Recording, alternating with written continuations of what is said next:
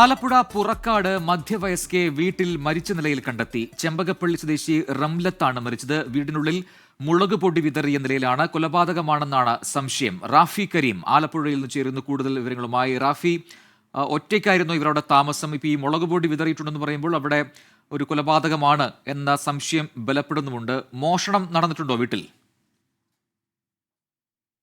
തീർച്ചയായും മോഷണ ശ്രമമാണ് എന്നുള്ള സംശയമാണ് നിലവിൽ പോലീസിനുള്ളത്. ആലപ്പുഴ പുറക്കാടാണ് ഇത്തരത്തിൽ ഒറ്റയ്ക്ക് താമസിച്ചിരുന്ന ഒരു സ്ത്രീയെ വീട്ടിൽ മരിച്ച നിലയിൽ കണ്ടെത്തിയത്. ഇന്ന് വൈകിട്ടോടു കൂടിയാണ് ചെമ്പകപ്പള്ളി സ്വദേശിയായ റംലത്തിനെ വീടിനകത്ത് മരിച്ച നിലയിൽ കണ്ടെത്തുന്നത്.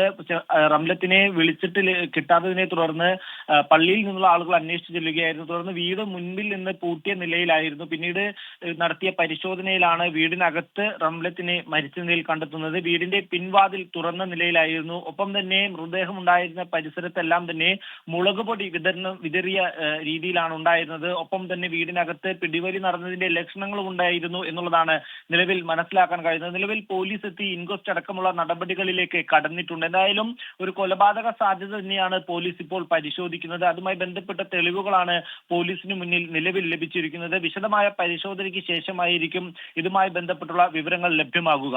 ശരി, റാഫി കരീമാണ് ആലപ്പുഴയിൽ വിശദാംശങ്ങൾ നൽകിയത്.